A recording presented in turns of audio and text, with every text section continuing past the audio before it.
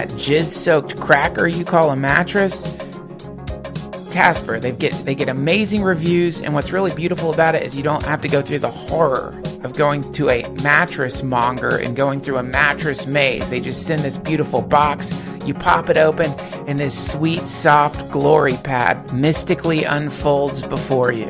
Casper, they make a premium mattress and sell it online for a fraction of what it would cost in a store. Their business works by continuously developing their mattress using feedback of nearly 500,000 customers. Real customers have said the mattress is like sleeping on a brioche. What's a brioche? And like being cradled by the tinkling of baby laughter in the moonlight. It's true. Buying the Casper is easy. Order online, it's delivered to your door in a compact box, free shipping and free returns.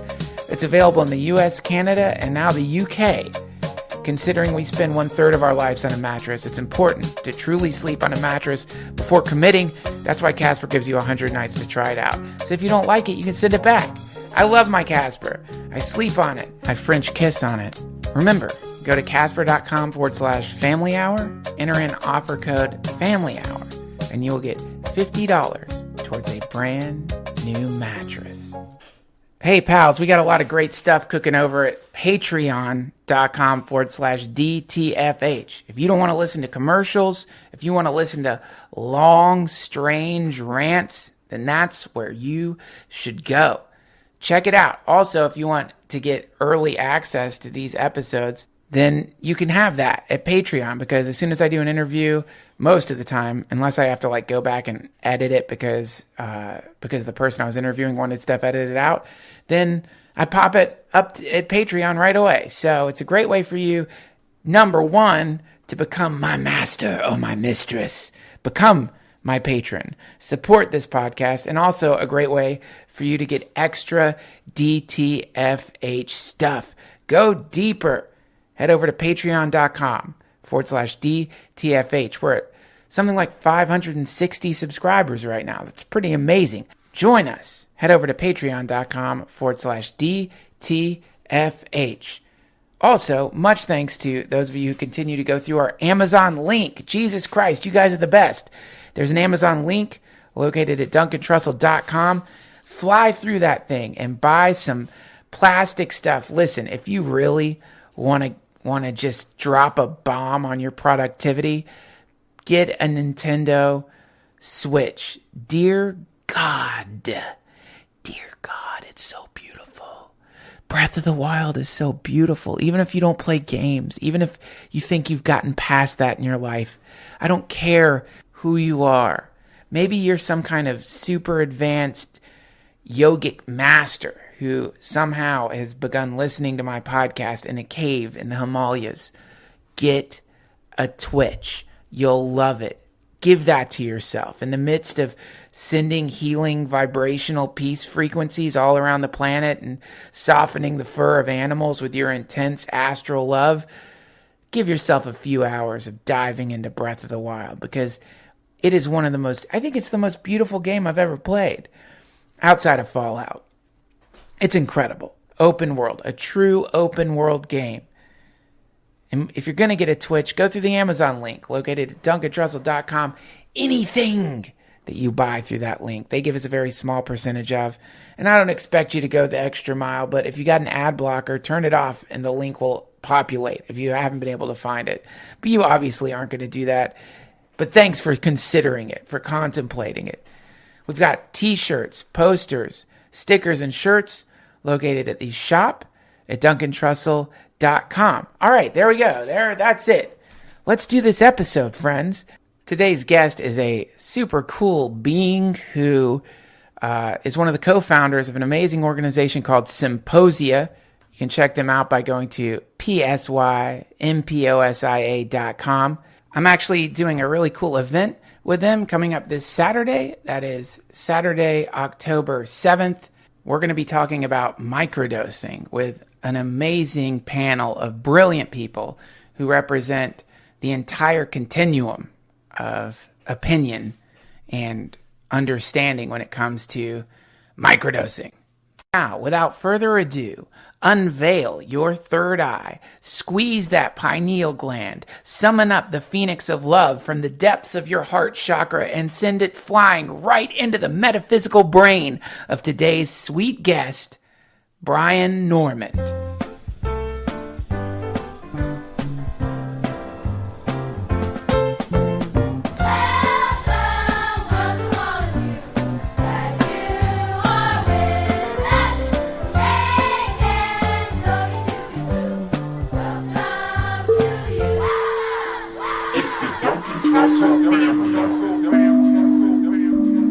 Brian, welcome to the DTFH. Thank you for making the trek up here to New York City from Baltimore.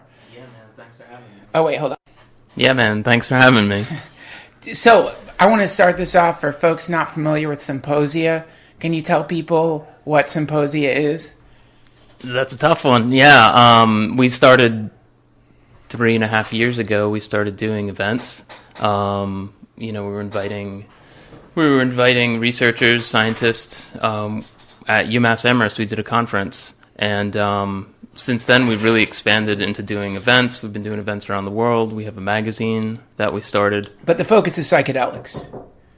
Yeah, it's at the core, but drug policy, harm reduction stuff. We're trying to expand into some different areas too, because psychedelics aren't in a vacuum. They're connected to so many areas. Right. Yeah. So, Psymposia is would you call yourself a psychedelic advocate or someone who is, we do media and events, and at the heart, we do advocate, but we kind of have this sort of neutral advocacy, We want to ask questions. We think that these things are, can improve people's lives, but we're not evangelists, We're not going out there and telling everybody to do this, If it's right for some people, they've proven to help people. So, our focus is around that. Our focus is around a lot of the emerging social issues that we're starting to see, because the door's opening up on a lot of these things, especially over the next few years. And by that, you mean we're looking at MDMA becoming prescribable. Right.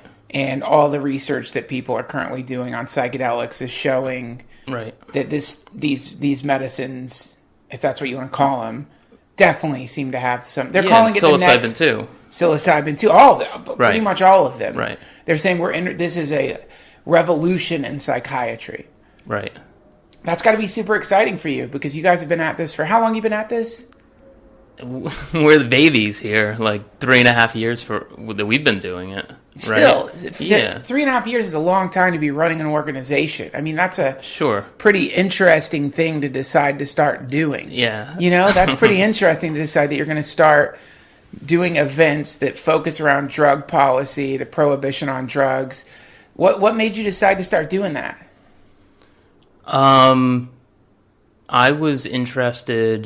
I get interested in drugs, I don't know, as a teenager, I was listening to Tool, and Tool kind of opens you up to some of these things, They have Bill Hicks in it and Timothy Leary, and when you're 14, you're like, what's that? And so, you start to read, and of course you'll eventually stumble on the doors of perception. Right. And it just kind of spirals from there. And then the first time I smoked weed, I was playing music, and it was super helpful for writing music and getting into that creative spirit with other people, which led me to start growing weed. Were you sneaking around, or were your parents cool with it? So this fast forward, I'm in my mid-20s at this point. So now. you first smoked marijuana when you were in your mid-20s. I'm 23. Yeah. Kind of a late bloomer there, huh? Yeah. But when was your first experience with drugs? High school or 20s? For any psychoactive, really? Yeah. Early 20s. Early 20s. So. Yeah, I waited. I was super conservative in high school. Oh, you were? Okay. Not Republican conservative, but yeah, I wasn't. No drug. Just say no. No, it wasn't just say no. I drank. I learned about that on my own. But as far as weed, No, I think I was 23. And then it had this awesome synergistic effect with writing music and getting into that. And I couldn't believe it at that point, because you're told all these things, and like what? You're told it's could cause brain damage. You're going to be a wasteoid. You're going to be couch locked. I never had that hard line. I went to Catholic schools. I went to Catholic schools from kindergarten until 12th grade. There wasn't really ever a complete anti-drug focus. I don't really recall that. I didn't have to go through DARE or anything like that. My household was kind of drug neutral.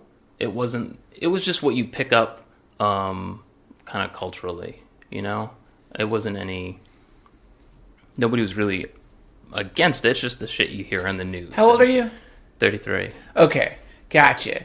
Yeah, so you kind of when I was in high school, this was the full-on Reagan war on drugs was in full effect.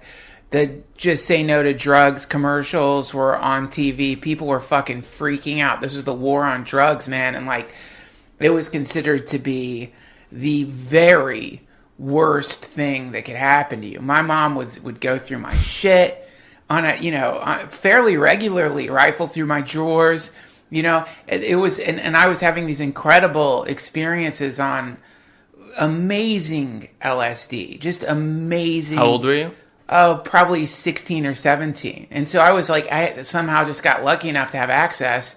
At the time, I didn't even know how great the LSD I was taking was because I had no idea, I had no reference point. And so, there was this throughout my high school. This was when the Grateful Dead was touring, so we were enjoying on a monthly, at least, basis these massive spiritual epiphanies, these deep realizations, these incredible moments of joy and bliss, and we were having to completely hide this at all costs from our parents and from our teachers because the mere mention of it would get you kicked out of school, kicked out of your house, put in a fucking rehab facility. So it was I was forbidden to hang out with a person who introduced me to marijuana because my mom started dating this cop and started grokking that the person I was hanging out with was into drugs. God forbid. God forbid. And so literally a friend of mine I couldn't hang out with. This is some intense shit, man. And it's something that I think is kind of just glossed over, which is that a lot of us went through a decade of our lives, at least, where we were being told absolute lies by the state, lies that weren't based on any kind of data at all. And simultaneously, our parents were becoming vassals of the state and beginning to become secret police working for the U.S. government, breaking up friendships and going through our shit so that we couldn't get into our bloodstream stuff people have been using for millennia. That, if you ask me, is so fucked up. And it will never stop infuriating me and it will never stop perplexing me. So it's interesting to imagine being in a drug neutral household because my household was not drug neutral. My mom was terrified of the idea of me taking psychedelics, which is a big shame because I think if she'd been like, what is this stuff? Let me try it. I can't even imagine the different direction our family's life would have taken. Yeah. My dad, I've never had a conversation with either of my parents about drugs. It didn't exist. My dad isn't like that. And I think secretly, because he grew up on, Pink Floyd and everything, I think he secretly liked it. Even though he might not have talked about it. You think he took psychedelics? I have no idea. I don't know. I still don't know. You can't ask him. I wouldn't get a straight answer. He knows you're He knows you're part of an organization dedicated to psychedelic advocacy. Oh no, he emails me shit all the time now. But you can't be like, Dad. I don't know. That's wild, Brian. Well, it's just you know how it is. Oh yeah, I know how it is, but I mean, these are, my dad at least, as far as I've gotten with my dad, is he just, if if I put out something particularly weird, he'll be like, "You need to get a new drug dealer, son."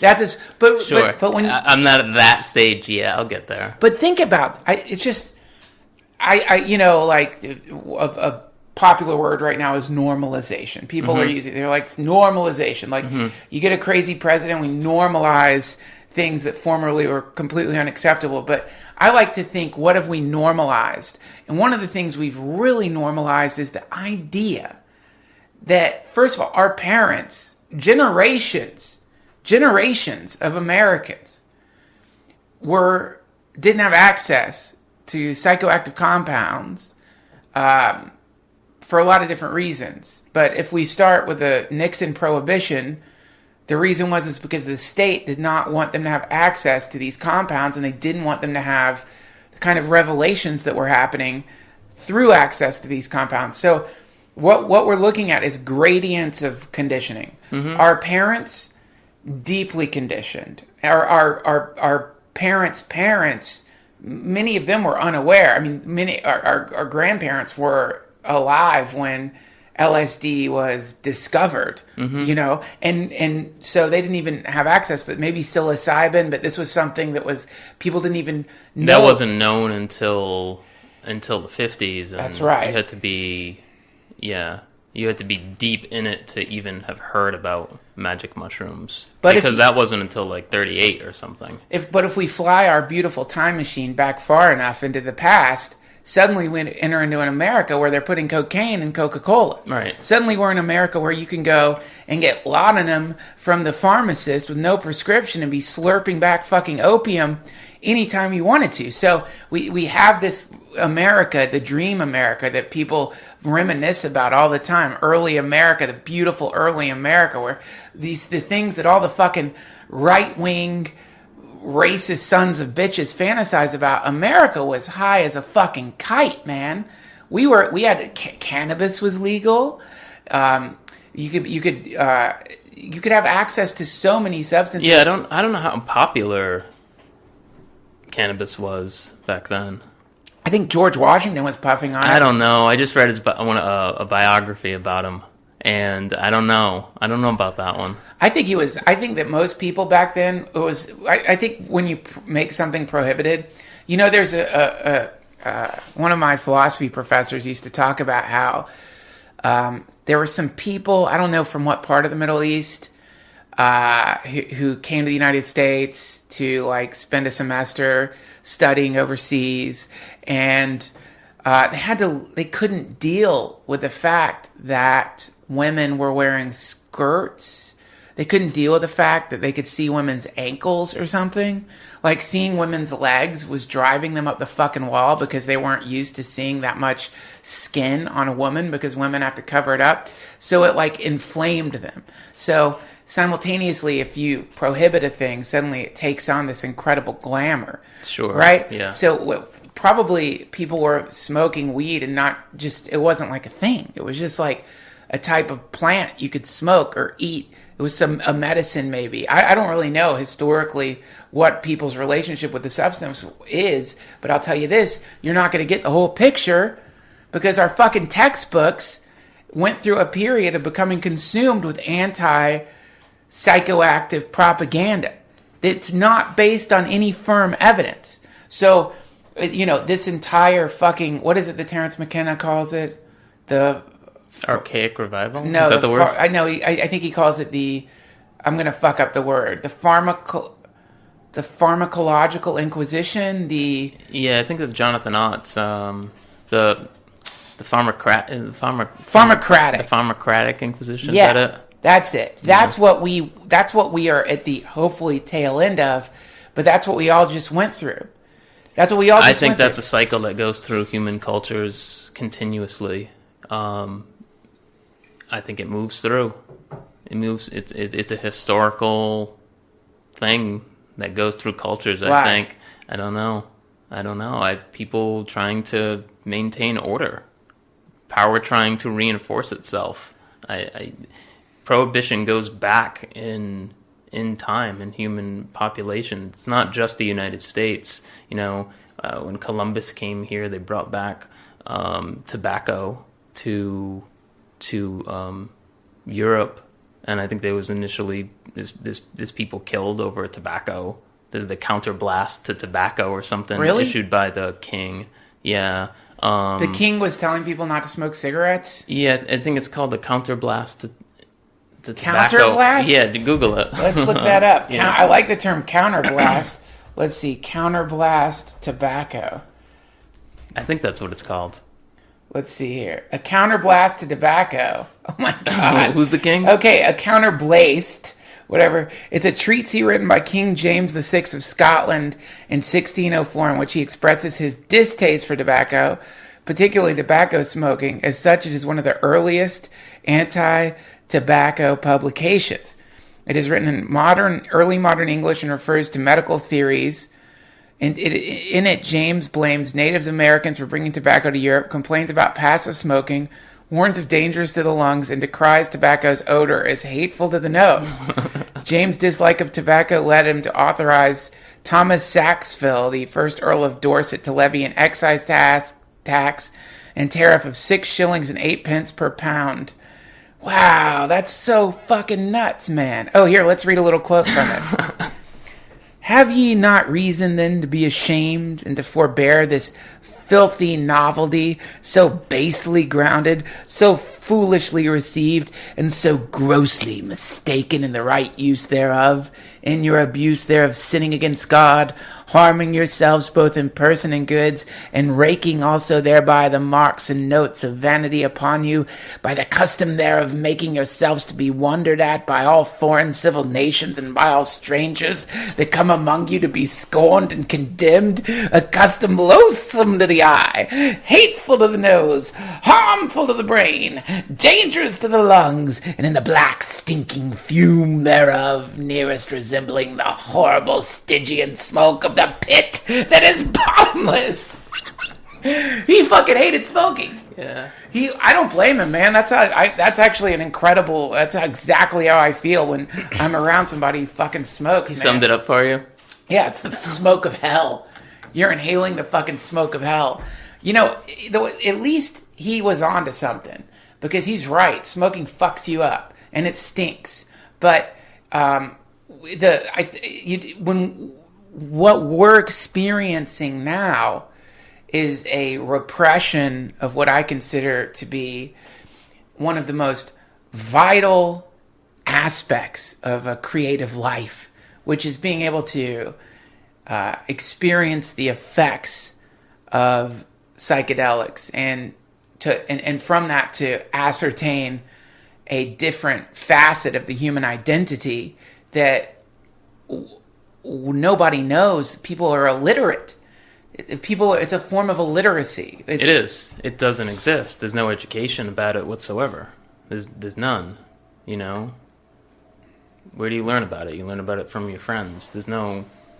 Kids aren't taught honestly about drugs. And that doesn't exist, which is a total shame.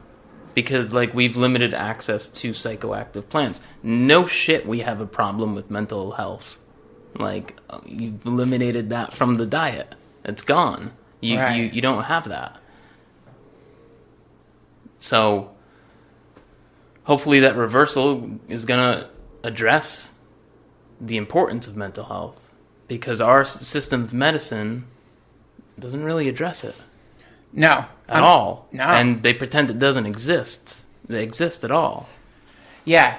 There's no... there's no... It's like... It reminds me of there being a set of organs that doctors aren't supposed to talk about or acknowledge. Something like lungs, a liver, a kidney, some facet of the human physiology that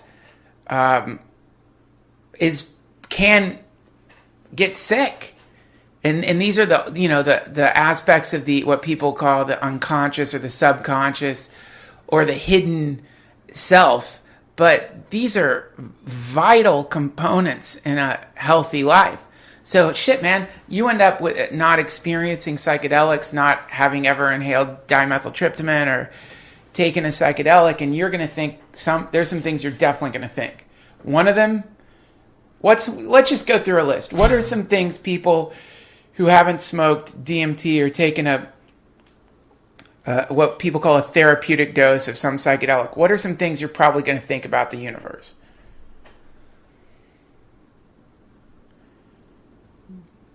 You're going to think there's no life after death. I was just going to say that probably, when you die, it goes black. Yeah. Or something like that. Yeah.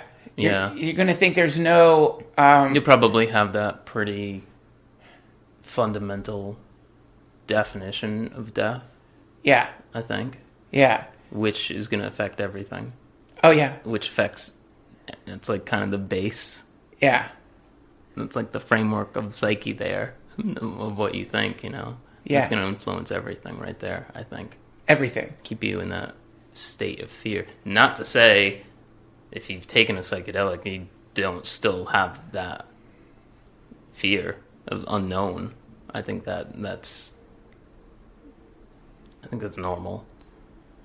But I think you can transform that totally, Yeah, no, I don't think... I mean, this has been... For me, it didn't... I only was able to experience that heightened state of consciousness after many, many years of taking psychedelics. It didn't happen all at once. It's all, again, I mean, it's the classic thing. It's all based on set and setting, and hopefully you're around the right people and you're ready for the download.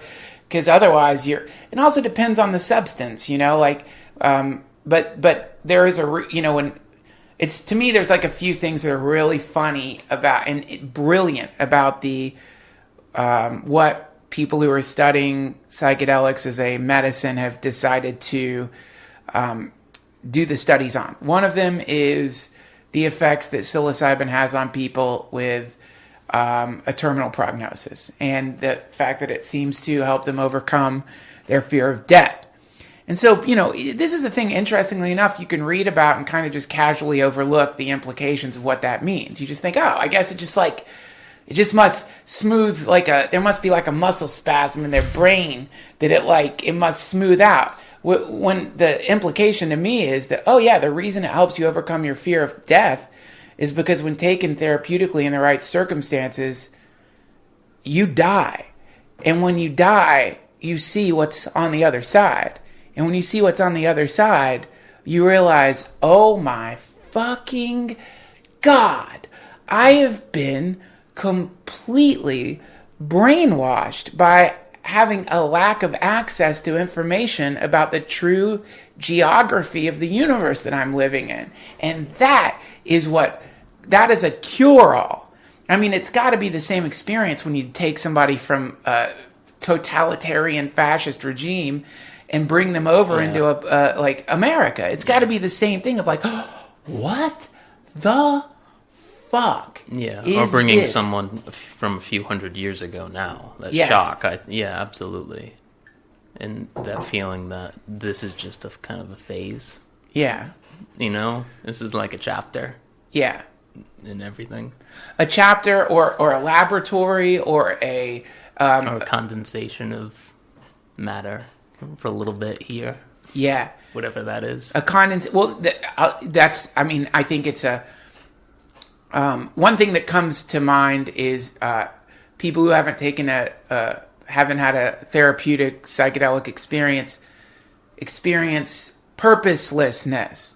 And so there is a feeling of purposelessness to their life because when you die, it all blinks out. The thing that you come from is just whatever, combination of Caesar salads and Bloody Marys that your parents were drinking before they fucked you. And whatever your mom was drinking or eating during your gestation period in her womb, that's it. You just sort of swirl out of the Big Bang, out of the void, out of chaos, and you pop into time. You're just some ultimately random bit of harmonization based on the forces of evolution. And when you die, you go back into the nothingness again. But the other version of it is like, fuck no, man. You're here for a reason. You've come here to heal this place, to work on the place. You're here to work on this particular part of the time-space continuum, and you might keep coming back here over and over and over again to do the job. Now, if that's true, if that's slightly true, if that's remotely true, and there's some state propaganda that's trying to keep people from understanding that there is a purpose to this existence that's based on making this particular sector of the universe a little more beautiful, livable, empathetic, happy, joyful, sparkly, beautiful, witchy, whatever you want to fucking call it, then wow, man, that's some sinister shit. I don't think it goes that deep, though. I think it's just ignorance. Are there actors? Are there bad actors? Yeah, totally. I think so much of it is ignorance.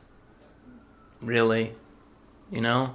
I don't like to necessarily construct those sinister kind of guy, you know, calling the shots on things. Well, I don't think it's a guy. Or a group. I think it's one cabal. lady, and she's a cunt. She lives in fucking Yugoslavia. Well, no, I know what you mean. I mean, nobody wants to, because, again, we have to... I think it's just ignorance. Population's very ignorant on these things, and that goes all the way up to the fucking politicians. You think they're not taking psychedelics? The politicians? No. Really?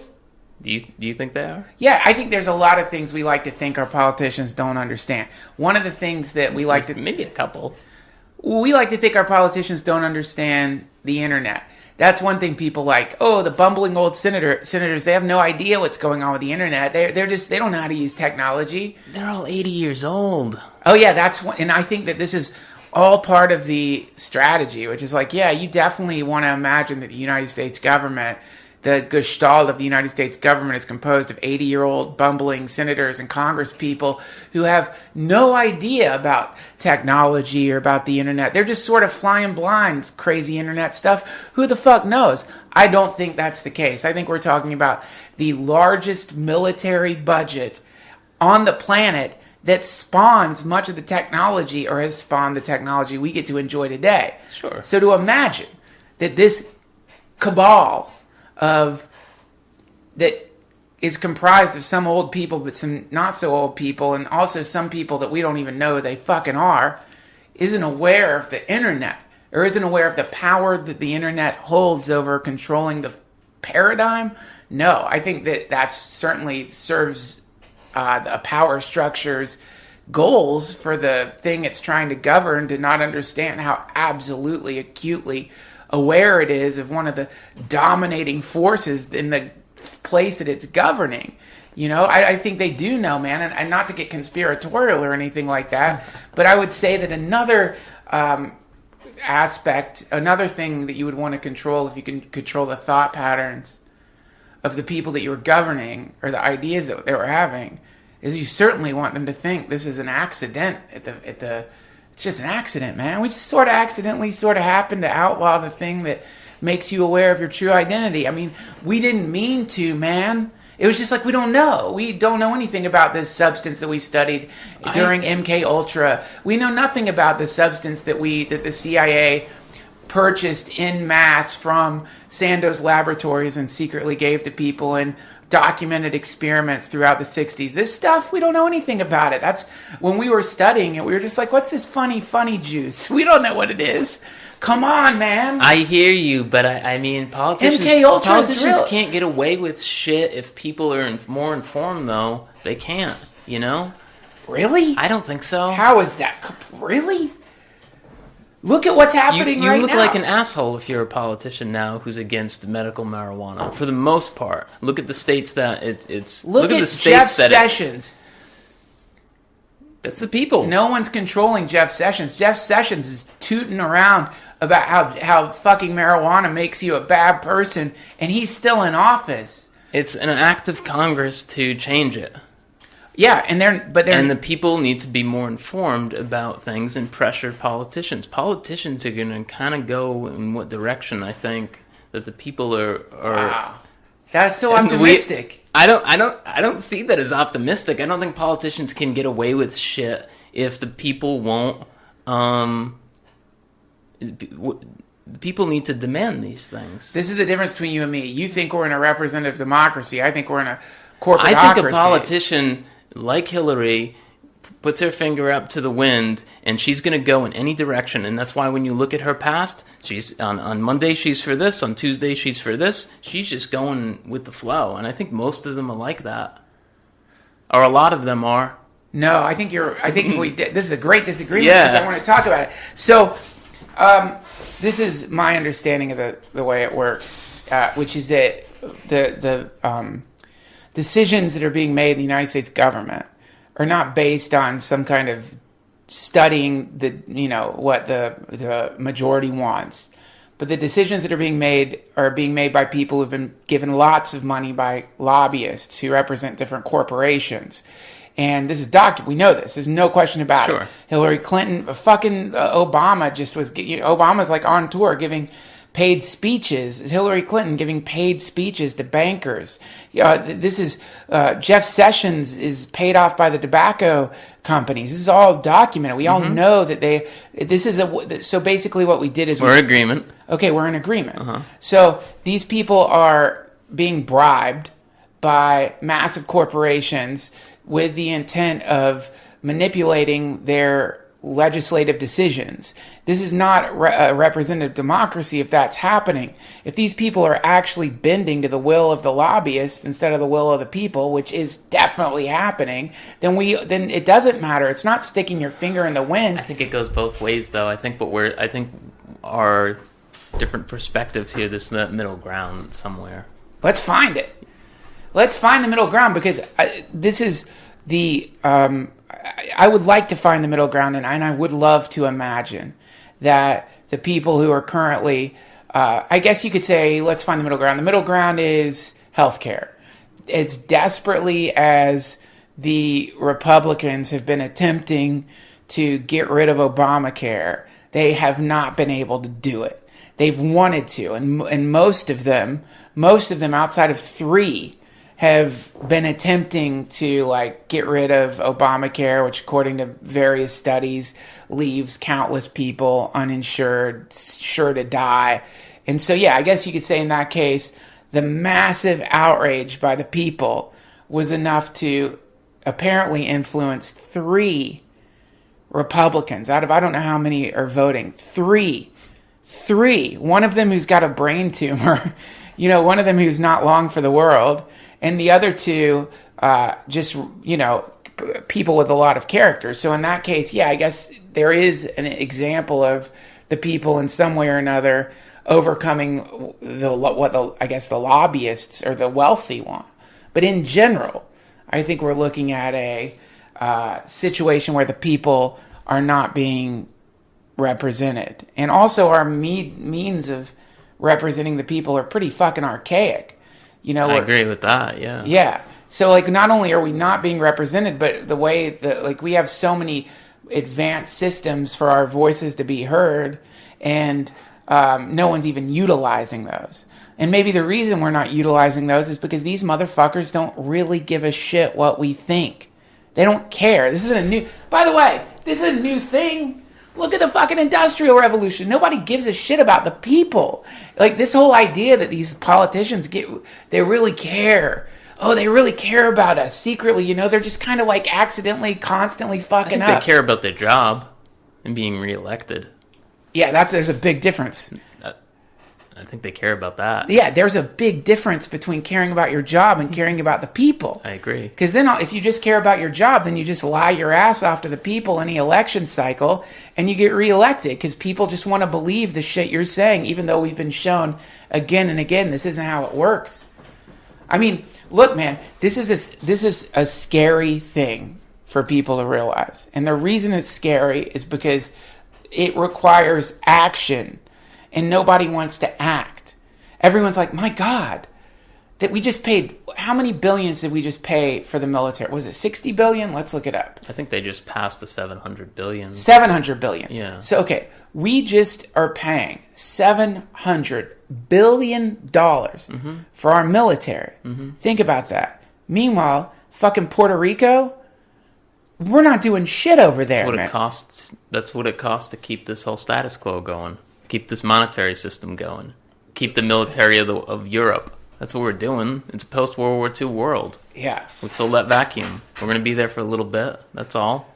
What do you mean? We're not going to stay. Stay where? As the global hegemon right now that we are. What do you mean? We're going to let go of it or just naturally be surpassed? It's not going to be a conscious thing. But it will be a collapse. Oh, you think a collapse is, there's like an impending collapse? I don't know one in history that hasn't.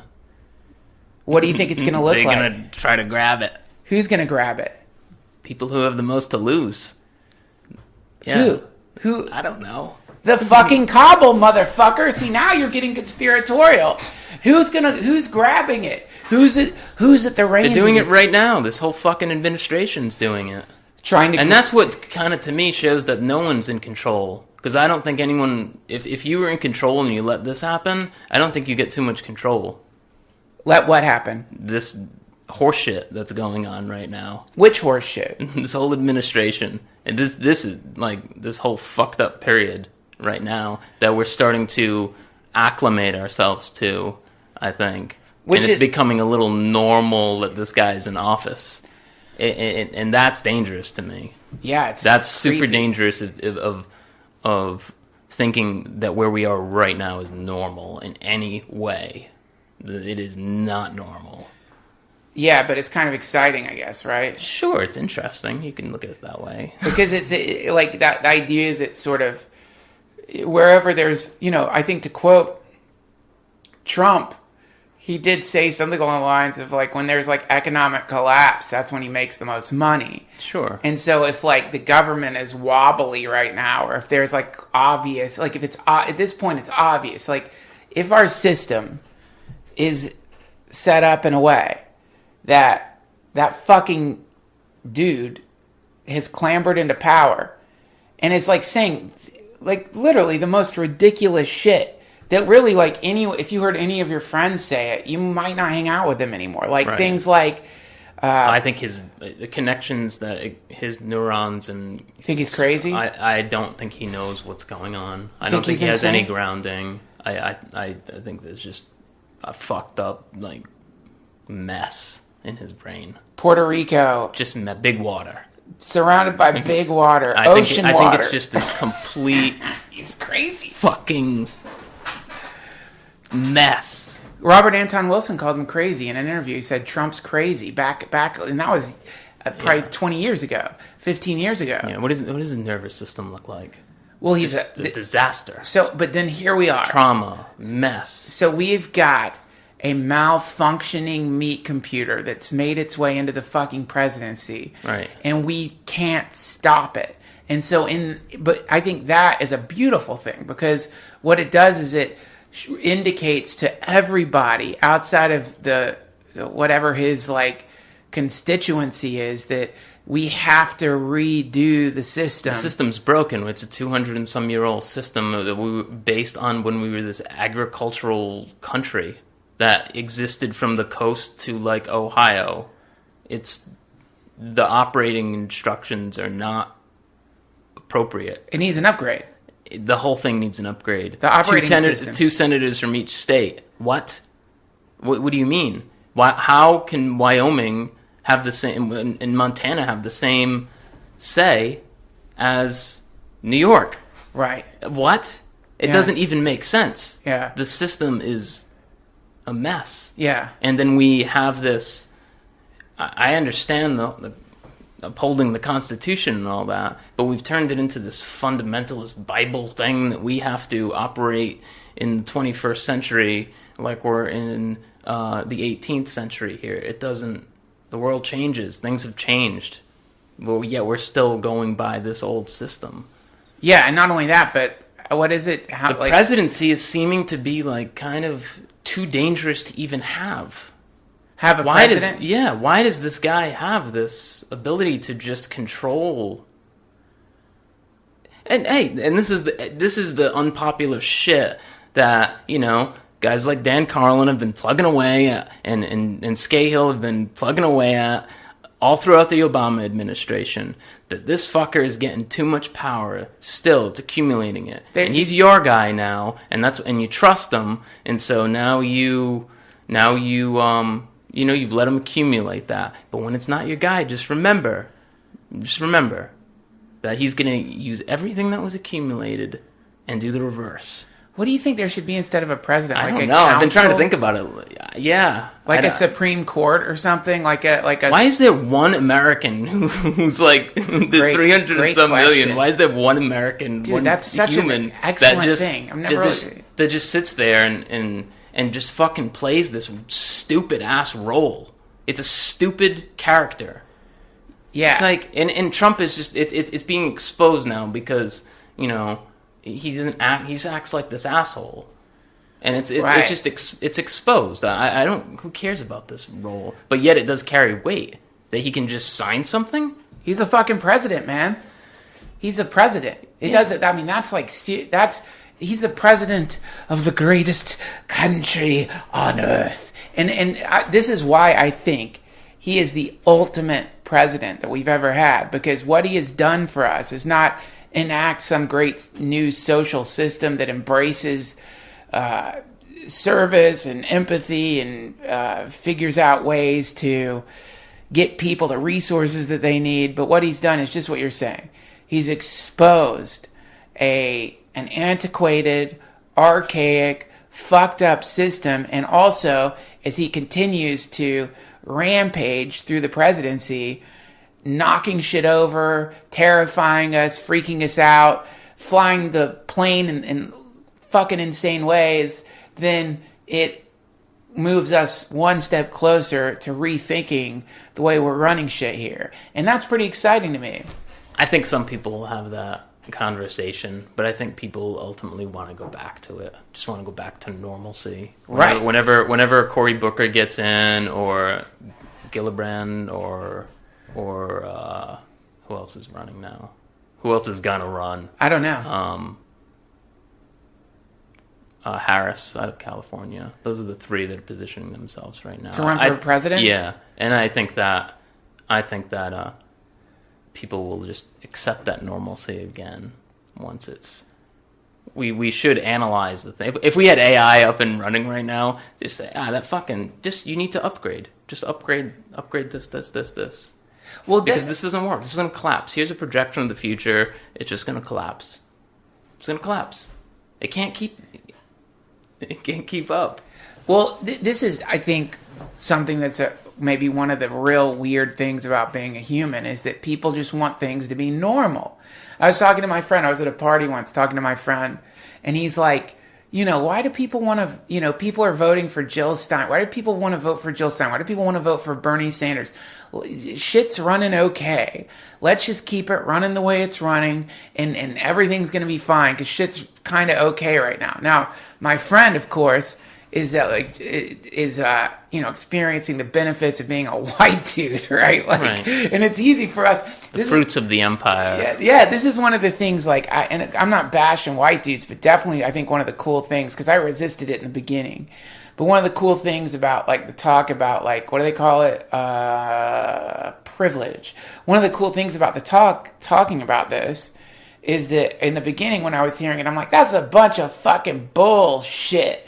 Privilege my ass. And then I started thinking about it. I'm like, oh my God. And it's invisible. Apparently. Right. Well, I mean, it's not invisible if you're the difference between you and me is when we get pulled over by a cop, it's a little bit of a novelty. You know what I mean? I experienced the whole thing so going back to what we were talking about before, I eventually got raided when I was growing weed. They got me with 47 plants, and I had a roommate living with me at the time, and he had a fairly large mushroom setup going on, and I was being monitored by the police for 5 months, and I didn't know it at all. They were watching me, and they were building a case. They were watching my trash. Every time the trash would go out, they would pull up. I never knew it. They'd take the trash bag, bring it back to the police station. Wow. Looking at for evidence. They finally got some stems in there, and that was enough to go forward with the warrant. And I'm sure they were taking pictures. I'm sure they were just monitoring everything. And I had 8 felony charges at that time. I had 2 school zones. It was a mess. I had no priors. I experienced that privilege going through the whole criminal justice system. Because when they kicked your door and did you think you were going to get shot? Never. Yeah. They pulled me over in a car when I was going down the street. Guy comes up to the car, gets my information, goes back to the car, confirms it's me, goes back to me, and, can you please step out of the car? And I resisted until he told me, look, man, if you don't get out, I'm just going to pull you out. And so that's when I get out, because there was no other option at that point. But I never Where were you growing weed at? It was in Dartmouth, Mass. Oh, fuck. You were selling dope in Dartmouth. Yeah, and they had everything arranged. They had the news crews there from Providence. They did a segment on me at night. They arranged that in like the grocery store parking lot, by the way, beforehand. Why did you think you could get away with selling weed? I didn't think that. Oh, you thought you were going to get busted?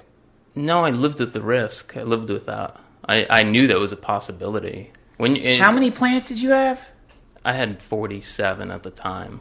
So it was like, see this room that we're in? Yeah. 2 of these. It's not, 47 plants is not a lot. That sounds like a lot. That's not crazy.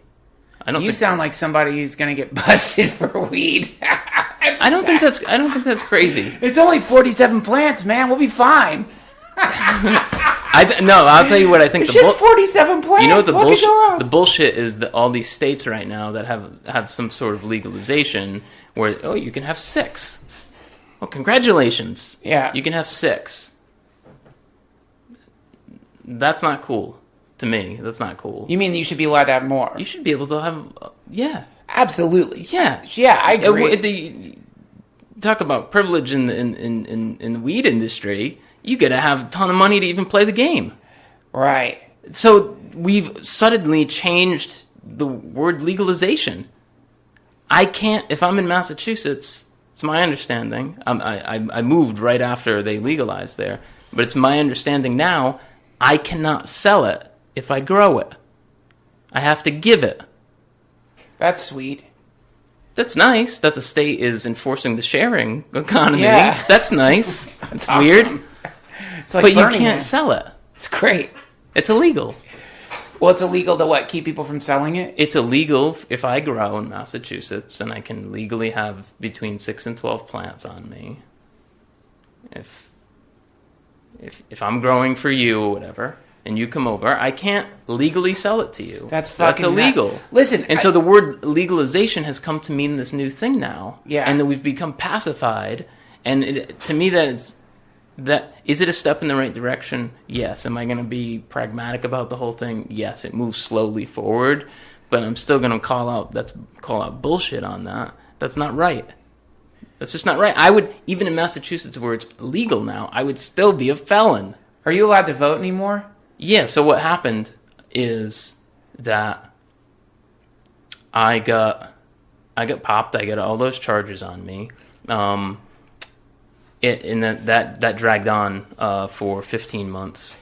And so when you get busted, they're gonna get your criminal charges, and then you're gonna have a separate case that's your civil case. So they're gonna seize your assets. So if you were a weed dealer out of here, you were a drug dealer out of here, they could come in and take your assets, right? You have money that was legally it doesn't matter. Yeah. You could prove now that those assets weren't obtained through illicit means, right? Yeah. So you're not going to prove that probably. The chances are you're not going to prove that, and chances are you probably did buy that with your drug money, right? Yes. And so you now have those 2 cases. And those 2 cases are completely separate from one another. So you can be found not guilty in your criminal case, but you can be found guilty no problem in your civil case. So a jury can find you not guilty, and another jury can, because for the criminal case it's beyond a reasonable doubt, but for the civil case it's preponderance of the evidence.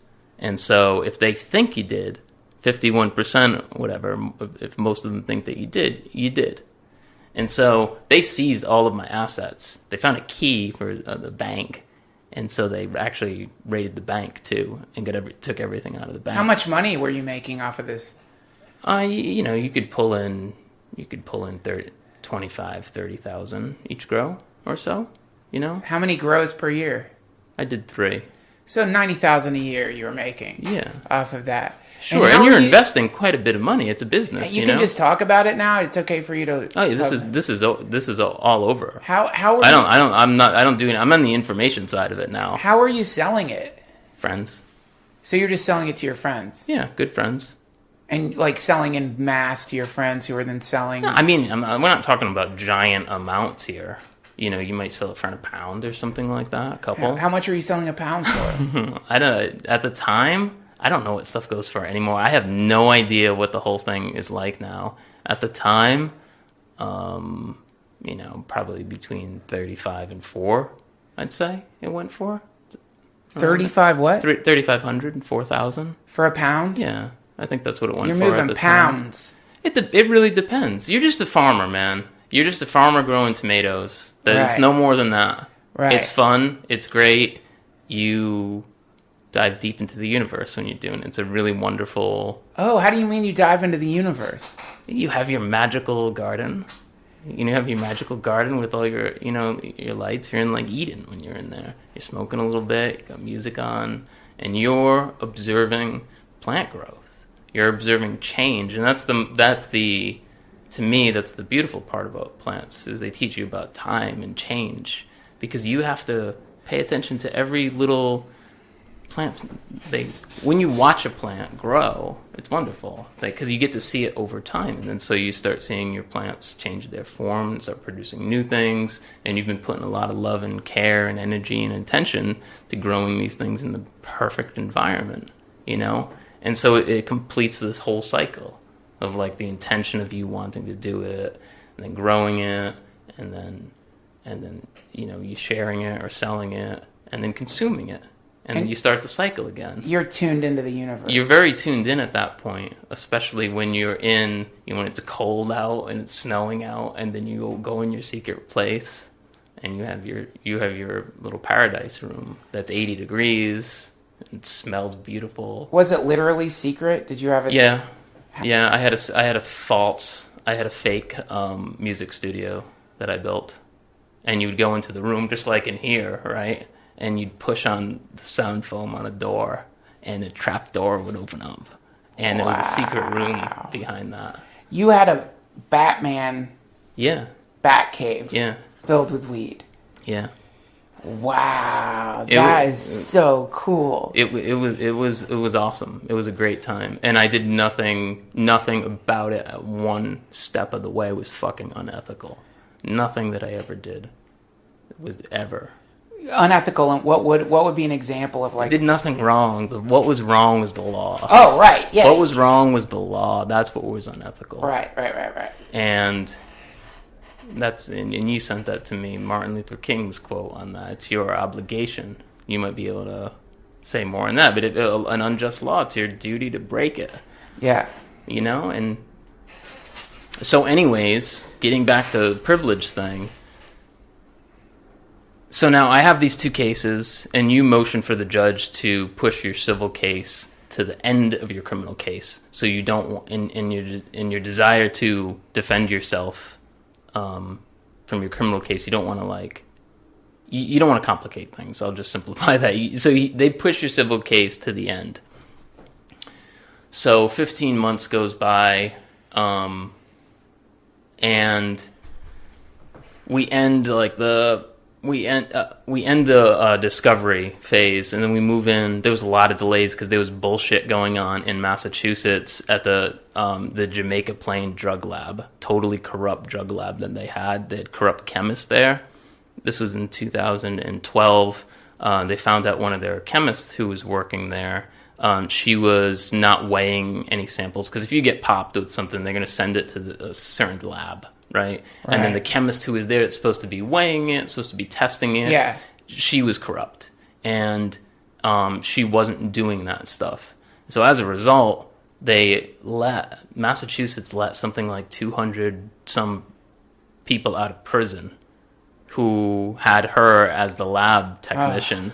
So it was this huge case. Wow. So that went on during my thing. It didn't really affect the marijuana thing, because you don't need to test that it's marijuana. It's just clearly just weigh it. A bunch of Christmas trees here. Yeah. You can tell. So anyways, going into like the motions, so this is where you can suppress, your lawyer is going to suppress things, and when you might be able to get the whole case thrown out if something didn't lead up in the warrant. Right. So we have 50-50. My lawyer's like, you got 50-50 here. I can argue this, maybe the judge agrees with me, and everything's thrown out. On the other hand, he might not agree with me, and now we lose some leverage here, because at that point, the prosecution thinks that they can also lose, right? And so they don't want to do that. So you get this. It's a game.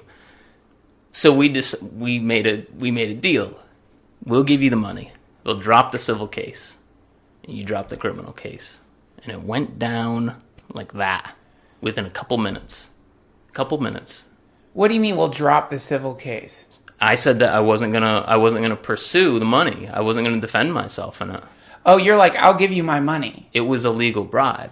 Oh, yeah, that's how it works, yeah.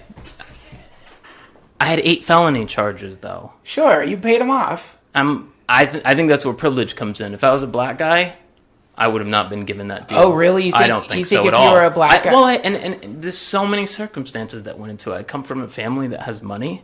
I was able to buy the best lawyer in Boston. This just happened in a room when you did this? You were just sitting with a judge? Who are you sitting with? Or you weren't even there? Is it just your attorney did it? No, I'm there. So you're sitting with I have to go. You have to go there and you meet with your lawyer. You talk to your lawyer on the phone. He's driving in from Boston. And when you have a good lawyer, and my lawyer used to be a former homicide prosecutor for the state, and then he went into private practice afterwards. And so when you have that kind of representation, who you know is politically connected, it's like that's your avatar, man. That's your warrior that you have. And when you have that, when you have the money to be able to buy that for you, right, you feel protected. Wow. So if you don't have money, and I don't want to generalize and say all public defenders suck. I'm not doing that. And people have told me that public defenders, like plenty of them, are great at what they do. So I don't want to do that. But I am saying that when you do buy that lawyer, you're not just buying the skills that he has as a rhetorician or whatever it is. Like, you're not just buying his ability for rhetoric and knowing the law and all that. You're also buying his political connections, because and I found this out, that my lawyer's assistant, so the guy that was in his law firm, used to be the boss of the guy of the guy who was in charge of the civil asset forfeiture for the prosecution. Oh my God. It was so my guy's partner was I believe was the former boss. So that's how it works. How much did you end up paying them off? I think it was around $30,000-$40,000. $40,000 to not go to jail for how long?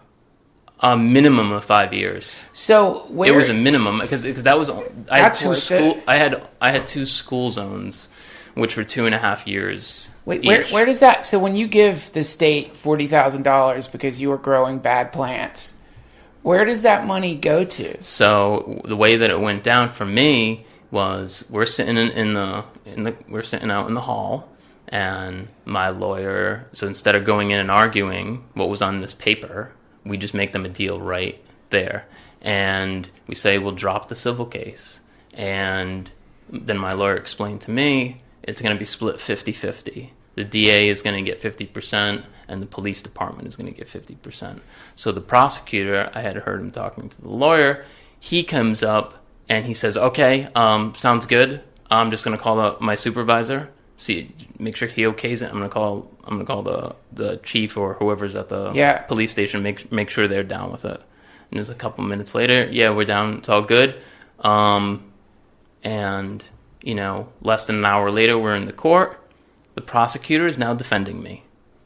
The prosecutor's saying, the state doesn't feel that the defendant deserves jail time.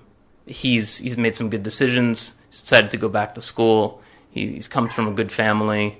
We don't want to pursue this trial or whatever. Fuck. That's what they do. That's what happened. It was this just instant reversal, and then the judge okayed it. Holy Holy shit. And so that's the privilege. That's the privilege that you get. You come from, that you have the cultural capital, you have parents who have money, you have white skin, which the judge now may not think that you're going to commit a crime again. There's all the baggage that goes with that, right? Wow. And that's how the system is set up. And what was great so is that I had for years been trying to, like, I was always totally rebellious, you know, trying to convince my dad of this shit. It didn't really work. And then he got to go through it with me. So he saw how the state works. Wow. At least in this case. That was my own experience. I'm sure other people's experience is different. But I don't regret one fucking second of it either. Because it was an awesome experience, the whole thing. And here's the other thing, is that people think that the police are just totally against marijuana or any of these things. No, that's not the case. In my experience, they were the sergeant who was in charge of my case. After I'm arrested, we're all sitting just like this in my living room, and my living room has art on it, and they're like, "Yeah, nice art, it's cool." And while I'm sitting there handcuffed, and so he's like talking about mushrooms upstairs, because there was mushrooms in a bedroom. Yeah. And he was very scared of them, and he was very scared of the chemicals. I remember him saying that. Like, he's like, it's mushrooms, I don't know, chemicals. And it was ignorance. He didn't know what that meant. He didn't know anything about that. I gotcha. It was fear and ignorance. Gotcha. And the general sense was that they kind of felt bad about what they were doing. And actually, a couple weeks later, I was going to a cafe, and as I'm walking out of the cafe, I see this sergeant who was walking in. So I'm walking in my car, and he calls for me.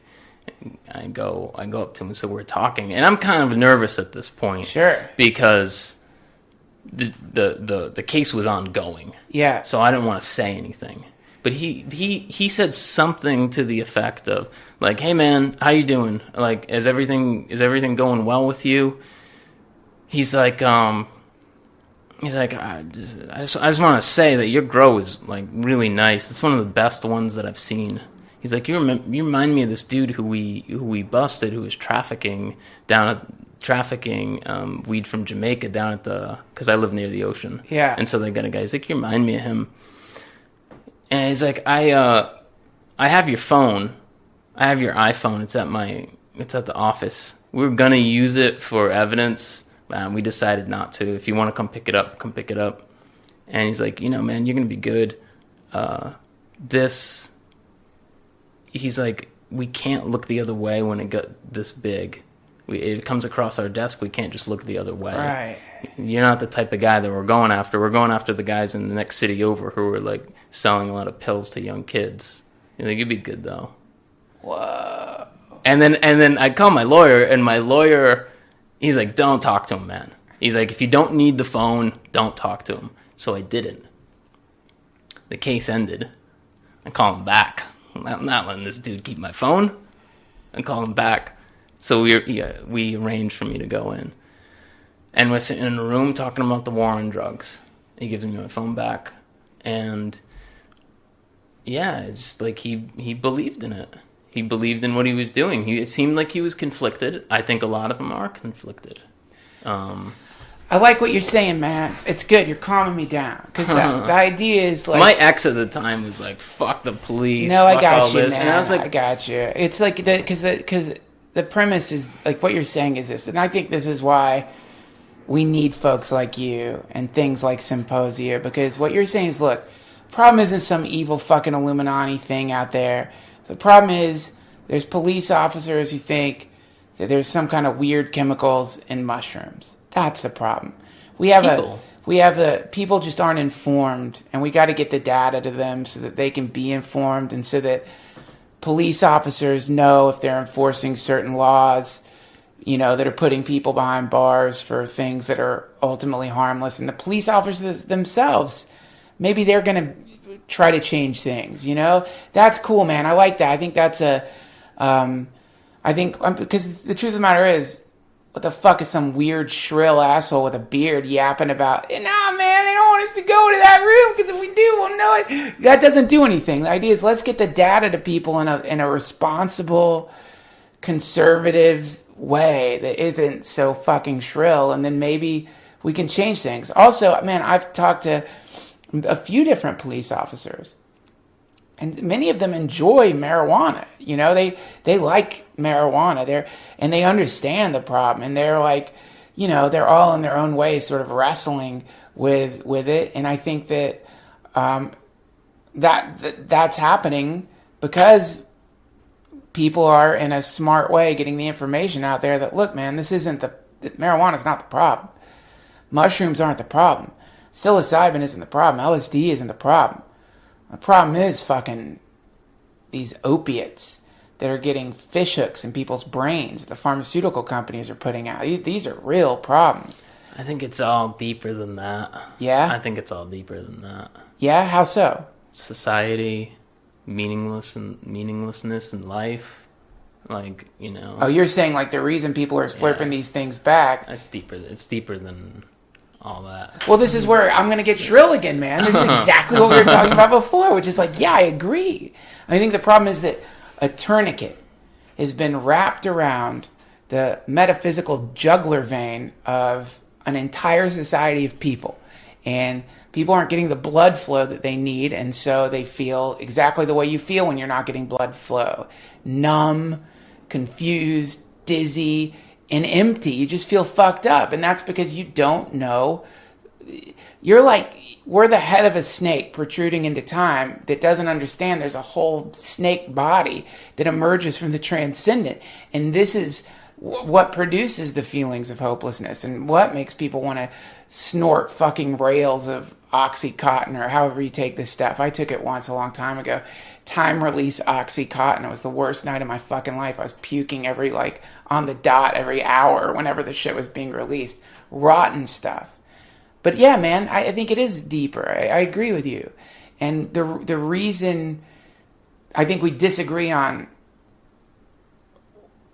one thing, which is you think that it's like ignorance that has produced the lack of I don't think it's definitive. Like, I don't think it's just one thing. I think there's a blurring of these things. Are there people in control who are setting agendas and doing all this? No, not individuals, but I think when we look at corporations, what we're seeing is like and another podcast, that one of the things we talked about is how corporations are kind of a form of superintelligence, that a corporation takes on a mind and a life of its own. And so an industry takes on a life of its own. So it benefits, I think it probably benefits certain corporations producing narcotics or antidepressants or smoking cessation drugs to have a prohibition on other drugs that are going to lower the amount of the way people are going to... Sure, and I think that lobbying that goes along with that is undeniable. Yeah, so undeniable. So we, of course, and then when we realize there's a kind of murky connection between corporations and the state, that the rules corporations have to follow are being created by the state. So corporation has a set of rules that are... The corporations are the state. Well, that's exactly right. That's what the state is. There we go. The state is like the snapshot in time of the power. Yeah. What is the status quo? What's the character of this thing? That's what the state is. I don't see the state as the government at all. Right. I see the state as the state. As yes. The state. Right. Yeah, this is the state, or the state of the art, or this is where we're at right now as far as like who's running the show. And so when we're looking at these kind of like crazy entities, these like little demigods that actually interestingly enough have the names of gods: Pfizer, Halliburton. You know, we're looking at demigods. We're looking at these like archons or entities that are emerging from some kind of like shared group intention. Well, do you think that corporations are part of evolution? Do you think they're natural and just, if you accept everything as it is? Oh yeah, and they evolved in this way. Yeah, I think so. I think that they're I guess you could say a part of evolution. I think they're I mean, on one level, everything's perfect, right? This is happening, and here's the way it is.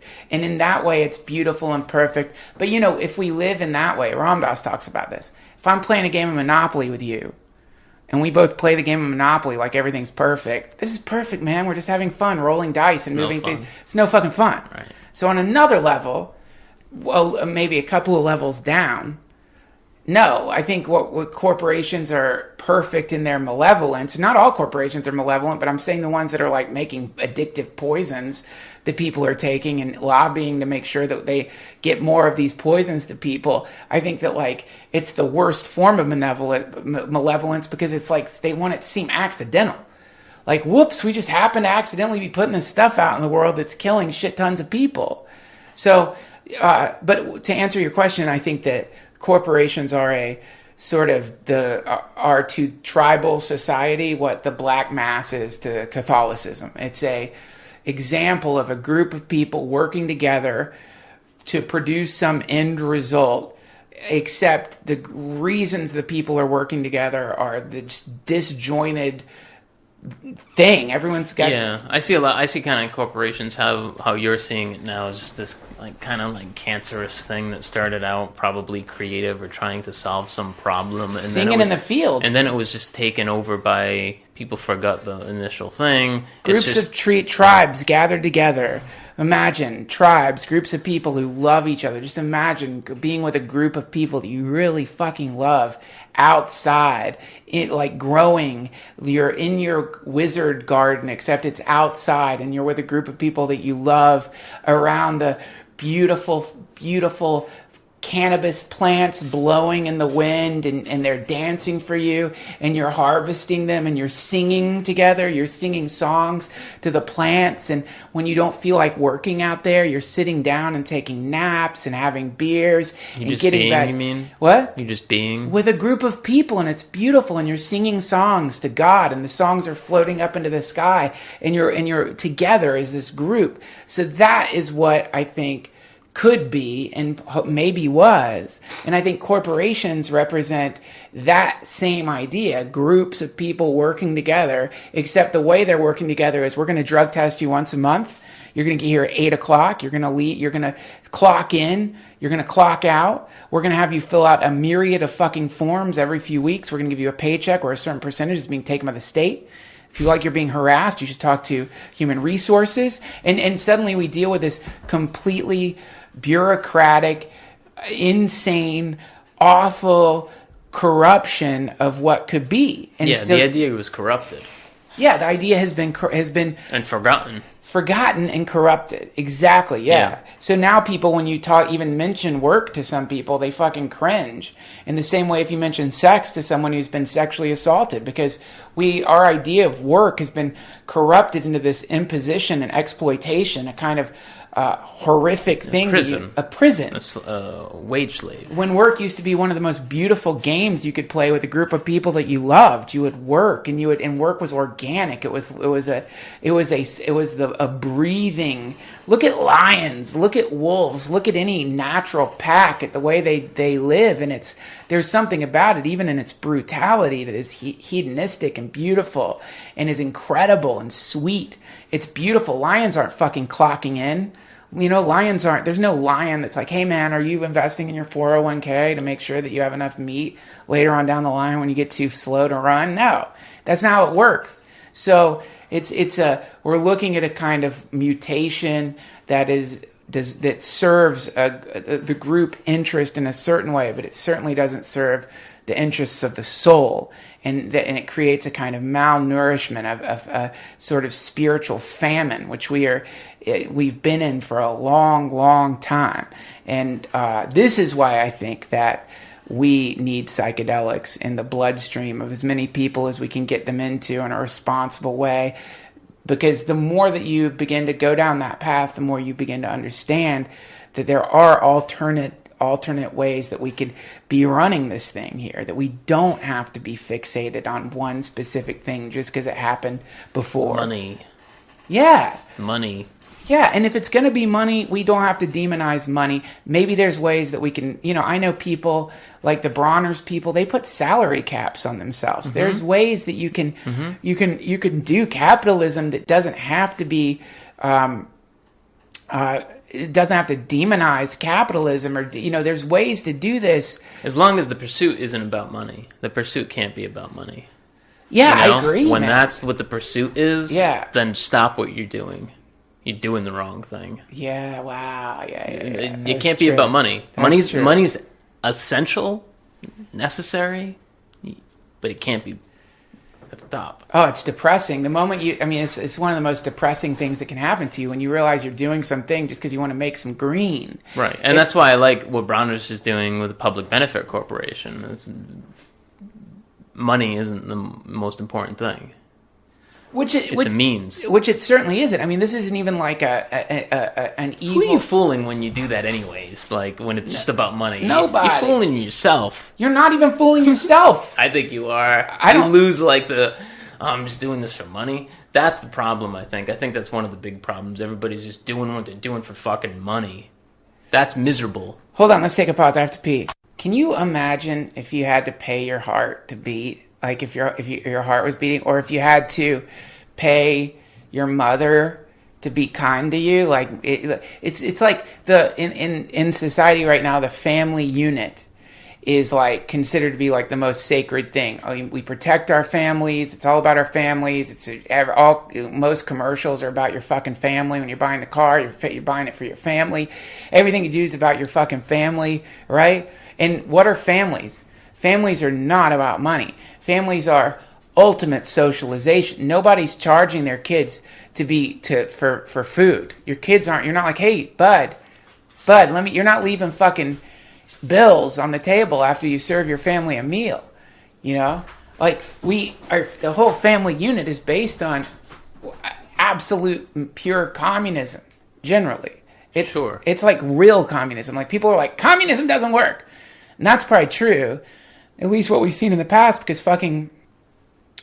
Anyway, we'll get into communism some other time when I actually know what I'm fucking talking about. But the point is, the family unit itself, in general, as far most families are completely a sharing economy. They might be like dictatorships, and they might be like... The good ones are. Yeah, but I mean, what family... Name a family that's charging their kids money to do the duties of a parent. I've never heard of one, and if there was one, they did it up on some kind of like morning show. Yeah. So let's get this little poodle out of here. Poodle invasion.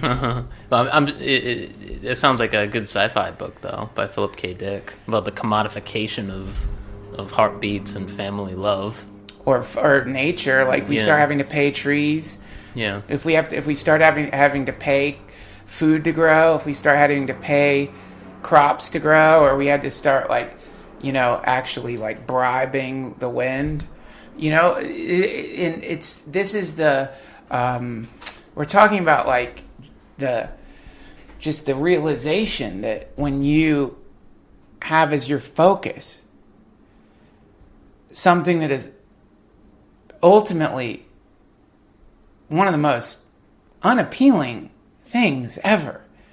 When you pay somebody, when you become someone's boss and you're paying somebody, and when they're working for you, the reason they're doing it is maybe they kind of like you, but they gotta do it because if they don't do it, they don't have money, and if they don't have money, they can't live.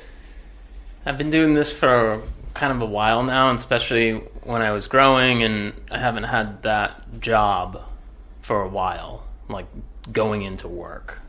And recently, the other day, I worked under someone. I was like, oh my God. Kind of like scared me a little bit. Scared me. I was like, what am I doing this for? Money. Yeah. And it kind of scared me. Like, how's your boss? Is he cool? It's not. Cool? It was a couple. I'm setting up an Airbnb with somebody, but I was doing it under him. It's like, I don't like this feeling here. There's no spirit to it. There was no spirit. There was no. I want to create. Yeah. Because it should be about creation always. I think. Right. Yeah. That's what the focus should be. Yeah. The focus needs to be. Yeah. Is about creation. Yeah. So just that fucking mindless. We're only here for a little while.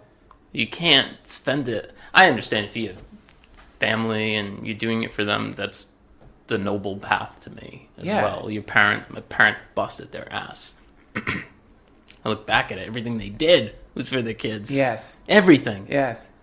So I can't say, what did you do? You work in jobs or whatever, you know? No, this is the world we're in, and there's no, like, I think, yeah, it's important to note, this is the world we're in. This is where it's at right now, whether you like it or not. Right now, we're living in a world set up where there's bosses and there's people who work for the bosses, or there's entrepreneurs. But this is the world we're in right now. I acknowledge that, and anybody doing what they can for their family, you're fucking right, man. That is the noble path. You are sacrificing yourself so that your little babies can have food and a good life. So that being said, I don't think there's anything wrong with creating a little space in your brain where you start projecting other potential paradigms, even as without even, you know, one of the things in Hillary Clinton's book that I read in an essay about her book that she said, and for a second I was like, that kind of makes a lot of sense. One thing she said is, like, with Bernie Sanders, she was using an example of, like, ponies. Like, how are you going to pay for the pony? Some kind of weird thing like that. Whatever Bernie Sanders wants, how do you pay for the pony? Whatever. And a lot of times when you see interviews of people suggesting socialism or any kind of movement away from capitalism or the way things are right now, the marketplace or whatever, people ask a really obvious and logical question, which is like, what's your fucking plan?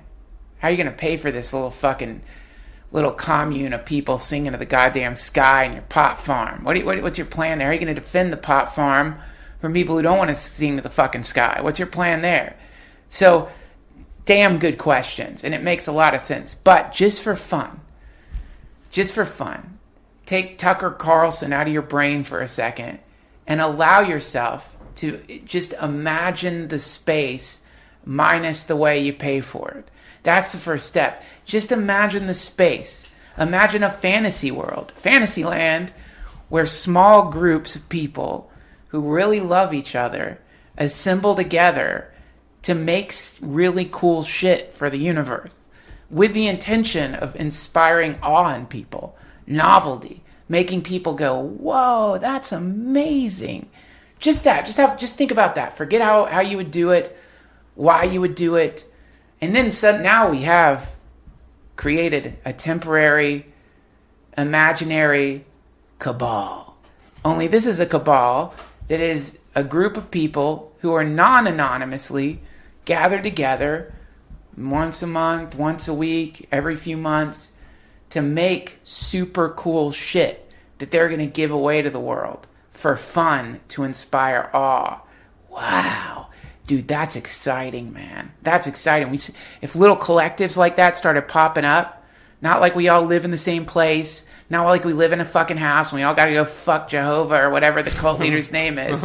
We got our own spots, we got our own places, but just every once in a while we get together and we put our fucking heads together and we do little projects to make cool shit. And the only reason we're making the cool shit is because when we show it to the world and we put it out there, people go, what the fuck is that? Who are you guys? And you're like, we don't know who we are. Right. We just make cool stuff. And then you start creating, theoretically, if little bubbles like that started popping up in society, just groups of friends who, instead of getting together for game night, they're getting together to plan some kind of awesome thing. It doesn't have to be some holier than thou bullshit, boring, lofty shit like giving sandwiches to the poor either. It could be just to create art, something beautiful that you're going to give away, or create some kind of moment of awe and joy for people. Oh, man. If enough people started doing that in groups, oh, my God. That kind of movement would be unstoppable, wouldn't it? What are you going to do? Make it illegal to get together with your pals and make novelty for people? You're going to outlaw groups of people getting together to make cool shit to give away for free? Are you going to outlaw that? How can you? You can't. And then what happens when outlaw the drugs that they use? What's that? You outlaw the drugs that they use and you demonize them. Yeah, that's how it was done. That's what you do. But the problem is like the moment that the genie gets out of the bottle about the drugs that they're using, and you begin to realize like, oh shit, I think we're going to have to reschedule marijuana. I think that, whoops, MDMA, it seems to treat PTSD, so we can't call it a Schedule 1 anymore. It looks like psilocybin is treating nicotine addiction. Oh shit, we got to reschedule it because the research is shit. So at least these things start becoming rescheduled. And also we get the information to the police officers who are already on the fence. So it's like, the point is like what's happening right now is so exciting is that the substances that were picked as an excuse to make people stop gathering together in groups and making cool stuff together, these substances are becoming slowly and surely, they're moving back into the light. And that's cool. And again, man, the other thing is don't get fucking busted, crazies, when you're out there making your badass LED glowing, humming, incredible gizmo that you're going to reveal to some folks wherever you're going to do it. Don't get busted. Be smart. Don't get busted. Don't put the fucking cops who are already on the fence in a position of having to take us down. If the cops are already like wavering on the or teetering on the fence, maybe let's not do 40 plant grow operations. As cool and fucking awesome as it is, maybe let's make it like let's play a little game. Yeah, shall we? Do 3 so your electric bill isn't a shit ton. Let's play a little game where it's like, okay, we get it, guys. You guys don't want to bust us. We don't want to get busted. Ultimately, the thing that you're enforcing, is something that your time would be better spent enforcing other things. But let's play a little game. Let's not get busted. Let's play it cool, okay? And then if we do that and get together in these little groups of people, call it whatever you want, man. Just experiment once a month with a small group of your friends on making something together that you're going to give away. And just see how that feels. And what is that like? That's cool. I think that's more doable now than ever, too. Absolutely. To pursue those things now. Yeah. With Symposia, we have like 17 volunteer people who are working all the time on things right now. We've proven that model works. If you're doing a project that you're passionate about, people do exactly what you just said. Yeah. Oh, cool. This is cool. Yeah. Like, and we try to always encourage. We're just building this platform here. Like, we have very minimal procedural rules, but we want creative freedom. We want you to come on the platform and what are you passionate about to do and do that. Because then it can go in a direction that you weren't anticipating. Right. And that's what it should do. Yeah. It should have that chaotic element to it, that it goes into that spider web where we didn't know what it was going to be. Yeah. That's how I envision this going. That's where I want it to go in that direction. Yeah. Because it's not about it. While to me, if I can look forward, as it starts about drugs, you're interested in these, you're fundamentally interested in these things. But I think that the meanings behind them, like everything's cool. Everything, you get to integrate those things into other things. Right? That's what I feel. Yeah. Yeah, I gotcha. Sure. The message behind it is, McKenna has the quote, psychedelics teach you that the world is beautiful without psychedelics, right? I think that they're just that. That's awesome. I think they're just that. They can be just that catalyst or that boost, break these walls down a little bit. It's not like you thought it was. Whatever. Yeah, you don't work till you're 65 and retire, and then go to the Garden of Eden. Like that myth. Heaven, not the Garden of Eden. Oh, whatever. Yeah, you go to heaven. You go to Garden of Eden, then you go to heaven. Or Garden of Eden's way fucking... You don't get to go to the Garden of Eden. Nobody goes to the Garden of Eden. You fucking go to heaven. It's boring. It'd be amazing if there was some intermediary Garden of Eden trip that you got to go on before you had to go to fucking boring-ass, gold-covered, metallic-ass heaven. Yeah, no, listen, I love it. And I think Symposia is an example of something that the idea is just again, it's just all we have to do is use our imagination, because we have right now we're running like the most advanced simulation processor out there. We can instantaneously simulate all kinds of realities just playing around with our heads. But it's just fun to imagine what would happen if corporations started emerging into the world, ridiculous corporations with like ridiculous names that consisted of thousands of people that were outputting non-commodified novelty into the world. They're just novelty engines. Suddenly these weird communities of people start exploding all around the planet with hilarious fucking names that are like just popping out cool shit. I mean, this is an example of the Cacophony Society. This thing bubbled up that was just like, no, we're going to do culture jamming for fun, and it's going to be awesome, and who knows what the end result of that's going to be. So to me, that's one potential way to make some really interesting change happens. If decentralized groups of people begin to form these little novelty bubbles where they're cooking up novelty for no other reason than to spit it out into society with no reason behind that outside of the fact that it's fucking cool and it's completely legal. But if enough of us started doing it, it would fundamentally alter the way everything worked, whether they wanted it to or not. There would be no way to stop it. If you got enough of these little groups of people gathered together under a decommodified concept of producing awesomeness for no reason, man. You're just doing it because it's fun to do. You don't even know what you're doing. You don't even know. You just let go into this thing of like, oh yeah, here we go. We're making this thing. It's fun. It's a fun idea. That's the stone, right? What? That's the stone. What's the stone? That. Yeah. You mean, what do you mean? You ever read Dale Pendle's Pharmacopoeia books? No. Oh, you got it.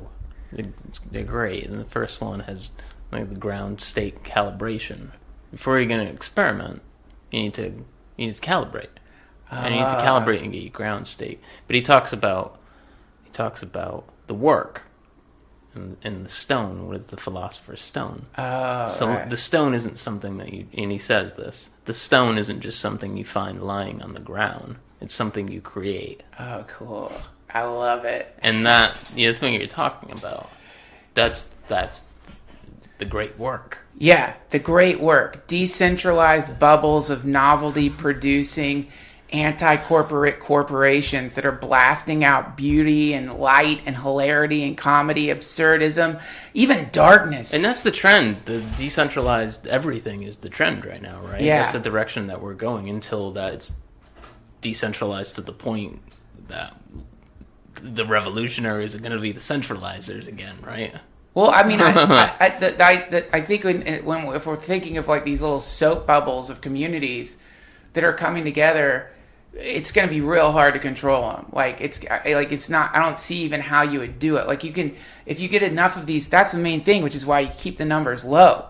In a weird way, you only want like you want your bubble to be relatively small. If it gets too big, I don't know, it just becomes disorganized, or who knows, or it breaks apart or whatever. But all these little bubbles that would pop up, so many of them. I mean, again, this is a fantasy. It's a thought experiment. Yeah, but it's out there, though, right? All these little online communities and little digital tribes and Burning Man. You're right, and I was going to say that. I was like, Burning Man's the example of like that manifesting in society, right? Yeah. That you take a vacation out of the commodified society, right? Yeah. And you step into this other dimension that you are free of that, of those chains of, right? Well, yeah, but you're also looking at just like, oh shit, all these people are making this stuff just because it's cool. And then you're like, wow, man, like this is amazing. These people are just making cool shit. Like they're just giving it away too. And they're being kind of worshipped for it. So there is, I guess you could say, there is an exchange happening, and the exchange is suddenly looking around at a group of people who are wanting to weep tears of joy because you're giving them amazing food. Or looking around at groups of people who are in ecstatic dance because your amazing, glowing, LED-lit, badass art car is producing high-powered, incredible sound that they've never heard before. Or you're fixing their bike. or you know what I mean? And you're doing it just because it's fucking cool. And that's it. And then it's like, then suddenly what's happening is, what's really cool about it is because people are like, yeah, but Burning Man, that's cost all this money to get there. Oh, it does, exactly. But what you're witnessing is all this fucking money is being transformed, purified, ritualized, converted into this alternate version of itself. It's a good way to look at it. I'm always the skeptic fuck when it comes to that, but yeah. Because it's like, it is become the commodity. What? Burning Man. Well, no, I mean, it's become like the great commodity, right? Well, you can look at the, they publish. Yeah, like, I told you I was the Burning Man curmudgeon the other day when we were talking. I could change that. Yeah, no. Too. But they publish they publish the data on how much it costs them to run the thing. They got to pay off a lot of people, obviously, to make it happen. Getting a city of 70,000 people to work. And when you look at like whatever the price tag is for a ticket, if you get it early, $450 for a week of free booze and food and music. In that $450, they break it down where it's all going to. So it's like you can look it up if you're a curmudgeon. You can check out how much. I believe you. Yeah, it's cool. But but the truth is this, man. Like all those fucking art cars cost money. They're coming from people who have jobs. Like it's not like all those art cars are like being produced, except for the ones that are being produced like I'm drug just being cartels. devil's advocate a little bit. No, I don't even think you're being devil's advocate. I think it's important to like point out like, well, here's what we're looking at here. One thing is this: we're not talking about like overthrowing this state here. We're not talking about that. We're not talking about like taking down or eroding or any. Let the game keep running the way the game's going. However it's running, let them keep playing the game. We're just going to all start experimenting with playing a different game. Sure. And we're going to start playing the game, not imagining we can play this game year round. We're going to start playing around with like, let's see what happens if we play this game twice a year. We all get together, me and my friends, people I know, and we're going to make something cool and we're going to give it away. Or let's see what happens if we play this once a month, right? It's a game. That's all. We're just playing a different game. And then if enough people start playing that game in these little bubbles, and everyone gets mad when you quote Hakeem Bey because I guess he's a controversial figure. He did some weird shit. I'm not sure. But you produce these temporary autonomous zones where for a little bit, a little bubble pops up in society where things aren't commodified. And you know the bubble won't last. It's temporary. It's going to go away. But you start producing these just for fun, then you don't know what could happen. Because if enough of those bubbles popped or ballooned out and there was enough of them happening at a random chaotic rhythm, so when one goes down, another one's popping up. So you could always, if you wanted to, be entering a bubble. Just all you have to do is just keep walking and you're going to come into contact with one. Then my friend, it doesn't matter what they fucking do. You can't put it out. Little groups of people getting together and making shit for free to give away, put that out. And then simultaneously, you're converting capital into novelty. And the thing is, we don't know where that would end up. Where would that end up? What would that look like? If all of a sudden, like even 20 million, 10 million, what would it look like if 10 million people broke up into groups of 60 and like once a month or twice a year just got together to make something cool to offer their communities? What the fuck would that look like? And think how contagious that would be. Dude, that would be pretty fucking contagious because people would want to get in on that action because they'd be around it and they'd be like, whoa, this is trippy, man. I don't even know what this is. We don't have a word for it yet. Embrace the bubble. Sorry, guys, I don't know what I'm talking about, but it's a fun idea, man. I think there's all kinds of ways that we could play a game. That in the game starts with the bubble forming in your brain. First, let the bubble form in your imagination. Produce an imaginary, temporary autonomous zone in your mind where you just imagine what you and a few of your friends could make just for fun. And then like discard all the how you're going to pay for it, how's that going to work, what does that look like? I think that's the most important part of it. Just do it. Yeah. It sounds so cheesy. Yeah. It sounds so terrible. Well, you just got to do it. Yeah. Yeah, and then if you're me and you're not afraid to like really go deep into cuckoo land, allow yourself to imagine this bubble, this temporary imaginary bubble that you let form in your mind, where you imagine even a group of people that you haven't even met yet, gathering together to produce some novelty that you're going to give to the people around you. just for fun, imagine that bubble is actually condensation coming from the transcendent realm, that it's actually not of your own working, but the thing is actually sort of forming inside of your consciousness in the way that condensate forms anywhere, that it's just literally emerging from the other part of the snake. It's forming in your mind from another place. It's not even you, man. And then just look at that thing for a second, like you're holding a magical little sphere, one of those, like, what are the little snow globes, an interdimensional snow globe that you've allowed to form in your mind, and you haven't allowed the state in any way, shape, or form to manipulate that little snow globe, because you've removed all the hows and whys and whens and whats from it. And then look at that little beautiful thing. That's a pretty little thing. Whatever your mind produced in that moment, whoa, shit, man. There might be unicorns in that thing. How are you going to get unicorns? I don't know. But maybe you could. I don't know. But that's what we do. Start with it in your mind. Let the bubble form. Let the bubble form. Let the imagination create the temporary utopia, and then see if you can temporarily manifest that utopia into the time-space continuum with a group of people. And if enough of us started doing that, then I don't know what it would look like, but it'd be pretty cool. I think people are doing that. Oh, right? yeah. Yes. This is going on. Oh, it's You're going... only thinking about it because it's going on somewhere. That's right. I just saw it. Yeah. I've witnessed it. I've laid eyes on it. Yeah. I just want to... It's fun to imagine that, we could keep spreading it around a little bit. That's kind of what's exciting, is the idea of, like, oh shit, maybe we could... How would this look? As long as if we look at the way communes break down, or like attempts at utopias break down, it's the permanency that ruins the fucking thing. People imagine they're going to create some permanent utopia. No, we imagine that we're going to create temporary utopias. That's what we're doing. Little temporary utopias that are designed to not last. They go down until they grow again, like any other flowering anything.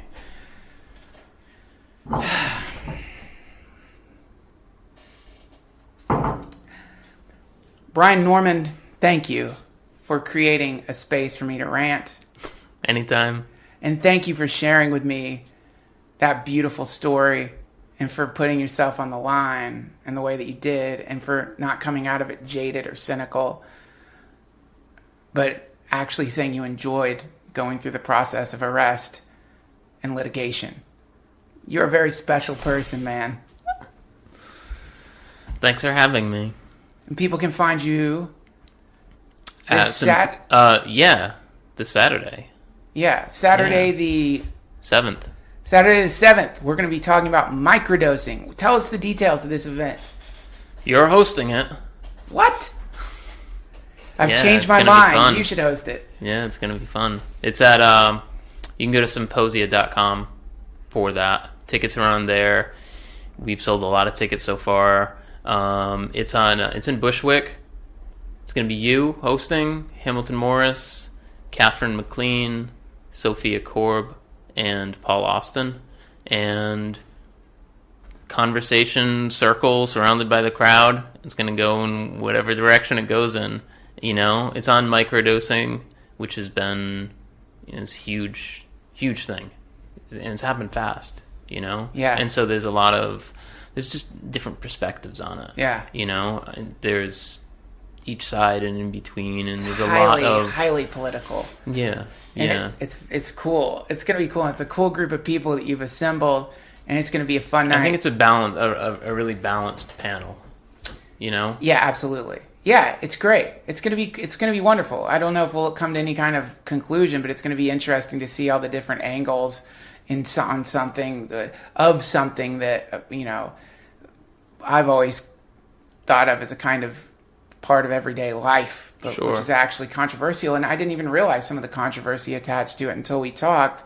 And I'm really excited to talk about just little things. I didn't know about the 2B receptor. That's really scary. Yeah, I was just reading on some of that. Yeah.